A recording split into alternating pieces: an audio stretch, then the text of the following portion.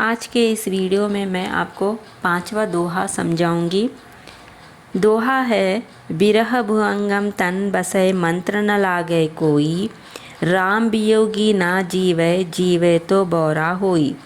तो सबसे पहले अर्थ, बिरह यानी कि वियोग, बिरह यानी कि वियोग, वियोग यानी कि पृथक। ओके।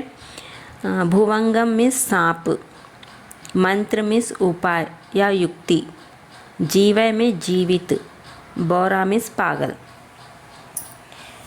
तो कबीरदास जी प्रभु वियोगी की मनोदशा का वर्णन करते हुए कह रहे हैं।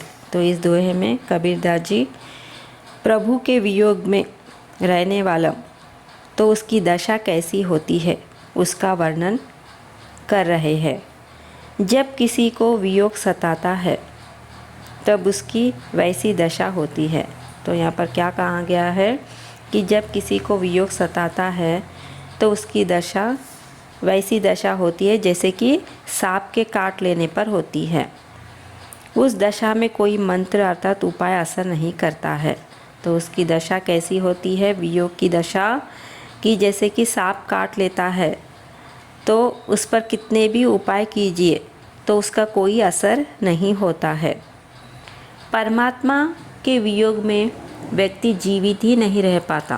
तो आगे कहने लगे कि कभी कि परमात्मा यानी कि भगवान के वियोग में व्यक्ति जीवित यानी कि जिंदा नहीं रह पाता है, और यदि वह जीवित रहता भी है तो उसकी दशा पागलों जैसी होती है।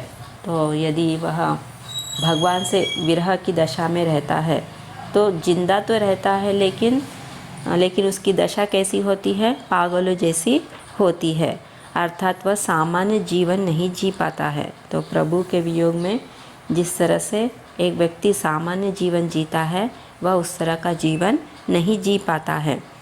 कहने का तात्पर्य यह है कि ईश्वर के विरह की व्यथा बड़ी मार्मिक होती है।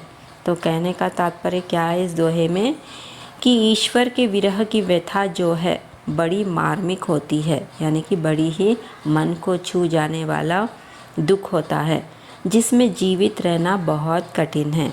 तो ऐसी स्थिति में जीवित रहना बहुत ही मुश्किल है। ठीक है।